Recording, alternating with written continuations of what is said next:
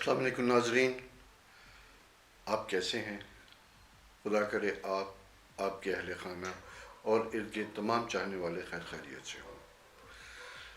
ایک دن programme delay ہوا، کچھ ناگزیر وجوہات کی بنا پہ میں نہیں آ سکا، ادروائز 22 تاریخ کو یہ پروگرام آنا تھا۔ آج 23 تاریخ کو آپ کے سامنے پیش ہوں۔ آپ کو یاد ہوگا پچھلے پروگراموں میں جو میں نے 19 مارچ کو کیا، اس کے بعد پھر ہمارے جو ریگولر ویکلی پروگرام تھے اس میں آپ کو بتاتا رہا کہ پاکستان میں کرونا ایک خاص رفتار کے ساتھ شروع سے چل رہا ہے، لیکن اس میں جو شدت آئے گی وہ 16 اپریل کے بعد شدت ہے۔ پاکستان کی اسٹرالوجیکل پوزیشن جو ہے اس کرونا کو دیکھتے ہوئے میں ورسٹ پوزیشن جہاں جا کے ہمیں ساری چیزیں کلیئر ہوں ہم کہاں کھڑے ہیں، یہ 16 اپریل کے بعد کا ایک پیریڈ ہے، آلموسٹ 16 اینڈ آنورڈ جو ہے وہ پیریڈ ہوگا جو ہمیں بتائے گا کہ کرونا کے کیسز پاکستان میں کس شدت کے ساتھ بن چکے ہیں اور ان کا فیوچر ہمیں کس حد تک آگے تک پرابلم میں لے کے جائے گا، نظر آئے گا۔ آپ کو اس طرح کے اپنے قریب میں خبریں بھی ملیں گی، جیسے مختلف علاقوں میں چیزوں میں گورنمنٹ نے اس سلسلے میں ایک ایپ بھی لانچ کی ہے جو آپ کے ایریا کو ہائی لائٹ کرتی ہے کہ آپ کے سراؤنڈنگ میں کس ریڈیس میں کہاں پہ کون سا انسیڈنٹ ایسے ہوئے اور روزانہ ہی ایسے کوئی نہ کوئی علاقے مارک ہو رہے ہیں۔ یہ تو بالکل ہے۔ اب جہاں تک سرکار کا کام ہے آپ کو باخبر رکھنے کا، وہ اب تک ہے۔ کچھ نرمی کی گئی ہے لاک ڈاؤن میں، وہ بظاہر اس پہ بہت سے جسے کہتے ہیں اسکول آف تھاٹس ہیں جو لوگ اس پہ اعتراض بھی کر رہے ہیں، لیکن جہاں گورنمنٹ کا اپنا پوائنٹ آف ویو ہے وہ بھی اپنی جگہ پہ کسی حد تک ٹھیک ہے، لیکن اہم چیز یہ ہے کہ بیماری جو ہے اس کو اتنی آسانی سے نہ لیا جائے۔ یہ جب وبائیں آتی ہیں یہ اپنا کام کرتی ہیں، بچتے صرف وہی ہیں جو اس کو سیریس لیتے ہیں، جو اس کو احتیاط کے ساتھ کرتے ہیں۔ تو روٹین کا پروگرام شروع کرتا ہوں کہ آپ کے سامنے چارٹ نمبر 1 آیا ہوگا۔ چارٹ نمبر 1 میں آپ یہ دیکھیے گا کہ ہمارا جو پچھلا پروگرام تھا اس میں جو نمبر آف پیشنٹس آپ کے سامنے جو آئے تھے وہ 6146 تھے، اور آج جو نمبر آف پیشنٹس ہیں 10,513 بن چکے ہیں۔ اس سے پہلے جو ہماری رفتار تھی وہ تقریباً ایوریج 100-125 پیشنٹ روز تک کی تھی، یعنی میں آپ ماضی کے پوائنٹ آف ویو سے اگر بتاتا چلوں تو وہ یہ تھی، وہ جو تقریباً 50 دنوں میں ہماری جو ایوریج تھی 120-30 دن کی تھی، کیونکہ پاکستان میں جو پہلا پیشنٹ ڈیٹیکٹ ہوا تھا وہ تقریباً 26 فروری کو ہوا تھا، تو اس ریشو سے جو ایوریج تھی 123 پیشنٹ پر ڈے کی تھی، لیکن 16 اپریل سے جو ہماری ریشو بن چکی ہے وہ بہت ہائی ہو چکی ہے۔ اب روزانہ تقریباً ایوریج جو آ رہی ہے 624 پیشنٹ پر ڈے کے حساب سے آ رہی ہے۔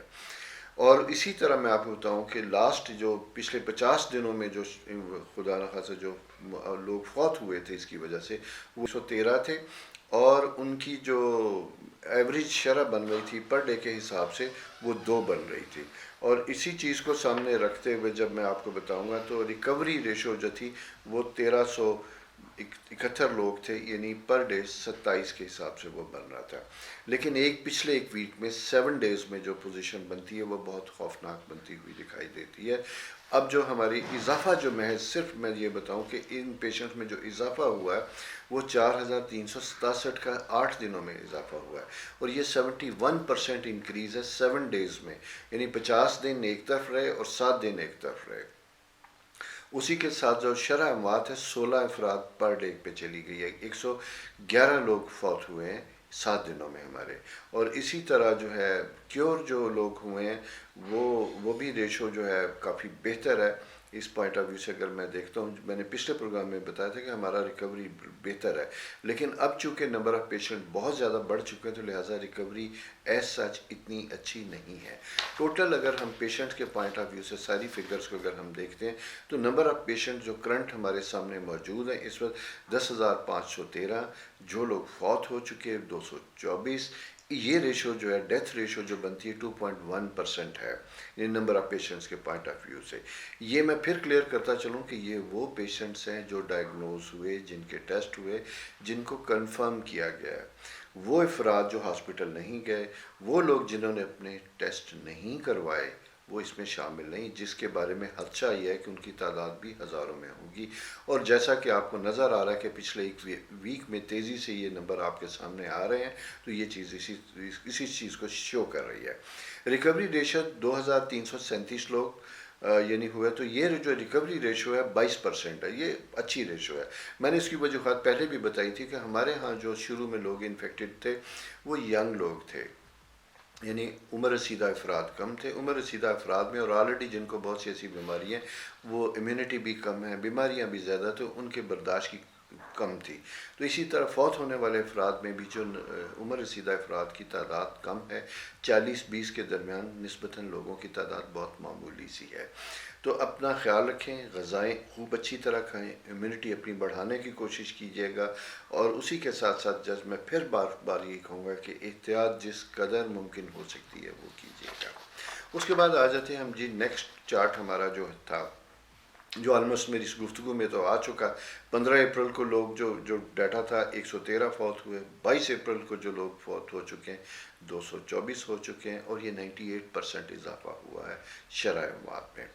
پاکستان کی اوورال پوزیشن جیسا میں نے آپ کو بتا دی شروع میں بھی تھی کہ 10,513 پیشنٹ ہے آج کی ڈیٹ میں, 2,337 لوگ صحت مند ہوئے اور 224 کی وفات ہوئی.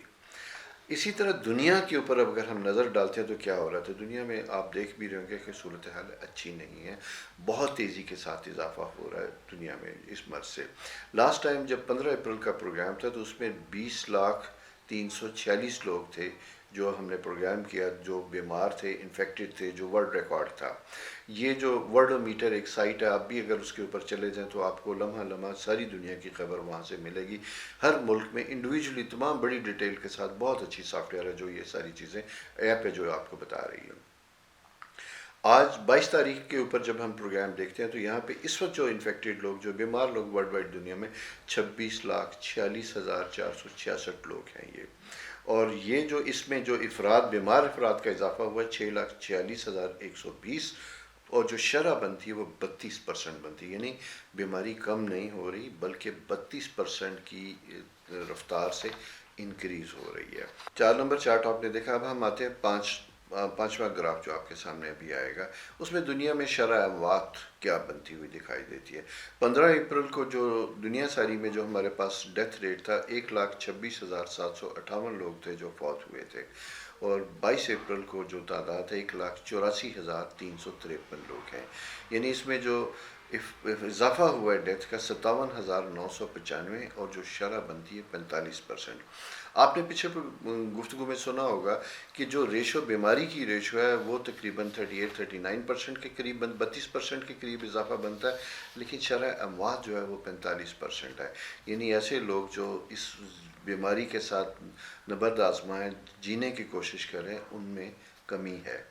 اس کے مقابلے میں موت زیادہ حاوی ہوتی ہوئی دکھائی دیتی ہے. تو ان ساری وجوہات کو سامنے رکھتے ہوئے ہمیں اپنے آپ کو بہت بچانے کی کوشش کرنی چاہیے. نیکسٹ, دنیا میں یورپ آپ کو پتہ ہے کہ بہت زیادہ بیماری کا شکار ہوتے. اٹلی میں آج بھی ڈیتھ ریٹس بہت زیادہ ہے, لیکن ایک ملک ساری چیزوں کے اوپر ہائی چل رہا ہے اور وہ یو ایس اے. اس لیے میں یو ایس اے کو الگ سے آپ کے سامنے ڈسکس کرتا ہوں کہ لاسٹ ٹائم جب ہم نے پروگرام کیا تھا تو اس وقت جو صورتحال تھی, ٹوٹل جو پیشنٹ تھے وہ 6,14,242 لوگ تھے, جو لوگ صحت مند ہوئے 38,820 لوگ تھے, اور جو وفات پا گئے 26,064 لوگ تھے. لیکن 22 کو جو صورتحال ہے بہت تیزی سے بڑھ چکی ہے. اب 8,49,092 لوگ بیمار ہو چکے ہیں, یعنی جو ٹیسٹ ہو چکے, جو ریکارڈ پہ آ چکا ہے. اور شرح اموات اگر اس حوالے سے ہم دیکھتے ہیں تو بہت بڑھ چکی ہے. 47,681 لوگ جو ہیں وہ زندگی کی بازی ہار چکے ہیں, اور صرف 84,000 بہتر ہوا. تقریباً یہ سمجھیں کہ ریکوری ریشو وہاں پہ 10% ہے. ہمارے ہاں میں نے جیسے بتایا تھا تقریباً 22-23% کے قریب لوگ ریکور جو کرنے والے ہیں, ان کی ریشو بہت اچھی ہے. اس میں انتظامات بھی ہو سکتے ہیں, اس میں احتیاط بھی ہو سکتی ہے. تمام سوشل میڈیا کے اوپر لوگ بات بھی کر رہے ہیں, اویئرنیس بھی ہے. وہ لوگ بہرحال جو اس کو ایزی نہیں لے رہے, ان کو یقیناً اس کا نقصان ہوگا اور احتیاط کرنے کی ضرورت ہوگی. تو یہ ایک صورتحال تھی کرونا کی. اس میں مختلف میڈیا نیوز ہیں, کچھ گروپس پچھلے دنوں شور مچا رہے ہیں. یہ جو خاص کر لاک ڈاؤن جس میں نرمی کی گئی ہے, اس کے اوپر متضاد رائے ہیں, اور کہ اس کو کم کیا جائے. اس کی وجہ سے جتنا سوشل انٹریکشن ہوگا, سوشل ڈسٹنسنگ, یعنی جتنے لوگوں کے بارے میں کہا جاتا تھا وہ لوگ اس کو فالو نہیں کر رہے. میرا خود بھی پرسنل ایکسپیرینس بھی ہوا ہے بازاروں میں جانے کا, دیکھنے کا. تو ایسا بہت زیادہ کچھ مارکیٹ تو ٹوٹل بند ہے, لیکن کچھ ایریا میں لوگ اسی طرح گھوم پھر رہے ہیں اور انہیں اس چیز کا احساس نہیں ہے کہ وہ کیا ہوگا. اور دوسری چیز جو آ رہی ہے سامنے وہی آ رہی ہے کہ اگر رمضان آ رہا ہے, رمضان کی وجہ سے مساجد چیزیں, میں اس پہ کسی قسم کے کوئی کمنٹس نہیں دوں گا, اس لیے کہ اس کے اوپر گورنمنٹ اور جو مذہبی حضرات ہیں ہمارے وہ خود ہی کوئی فیصلہ طے کریں گے. لیکن آپ کو عقل و شعور سے خود فیصلہ کرنا ہے کہ صحیح کیا ہے اور درست کیا ہے, اور تاریخ میں اس کی مثال کیا ملتی ہے. وہ کہتے ہیں جان ہے تو جہان ہے, زندہ ہے تو سب کچھ ہے, نہیں ہے تو کچھ بھی نہیں ہے. اور کرونا ایک ایسی بیماری ہے جس کی بارے میں سب سے اہم چیز میں آپ کو بتاتا چلوں کہ یہ زیادہ عمر رسیدہ افراد پہ حملہ آور ہوتی ہے. وہ لوگ جو کمانے والے ہیں, جو بڑی عمر کے لوگ ہیں, جو کسی خاندان کو چلانے کا سبب ہے, ان کا شکار ہو سکتے ہیں. لہٰذا اپنے آپ کو بچانے کا مقصد صرف یہ ہے کہ صرف آپ خود کو نہیں بچائیں گے بلکہ اپنے اہل خانہ کو بھی محفوظ رکھیں گے. آپ نے دیکھا بھی ہوگا کہ مختلف نیوز میں کہ گھر کے ایک فرد کو ہوئی تو تمام کے تمام اس بیماری کا شکار ہوئے.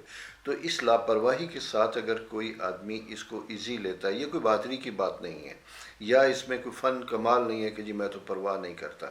یہ حماقت ہے, سراسر حماقت ہے.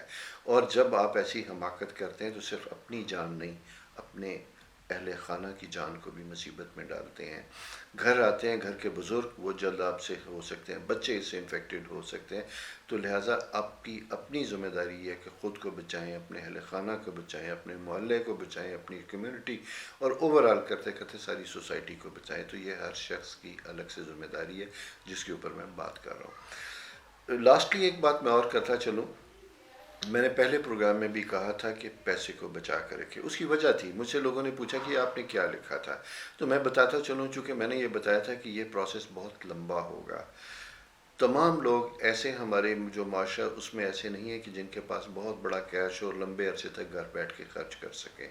وجہ صرف بتانے کی یہی تھی, ابھی بھی نہیں ہے بلکہ شروع سے میں کہتا آ رہا ہوں مارچ سے کہ کم سے اخراجات کو کم کریں, غیر ضروری چیزوں کو مت خریدیں, اس لیے کہ یہ بہت دیر تک سلسلہ چلے گا. اور اس کے بعد جب لاک ڈاؤن ختم بھی ہوگا تو جو فائنینشیل کرنچ آ چکا ہے دنیا میں, اس کی تاریخ بھی ہے. اس تاریخ پہ ہم کبھی اگر چاہیں گے, آپ خواہش کریں گے تو میں پورا ایک پروگرام بھی آپ کو اس کے اوپر دوں گا. جلد حالات ٹھیک نہیں ہوتے, تو ان حالات کو بہتر ہونے تک آپ کی ذمہ داری یہ ہے, بلکہ آپ کی ضرورت یہ ہے کہ اپنے پیسے کو سنبھال کے خرچ کریں.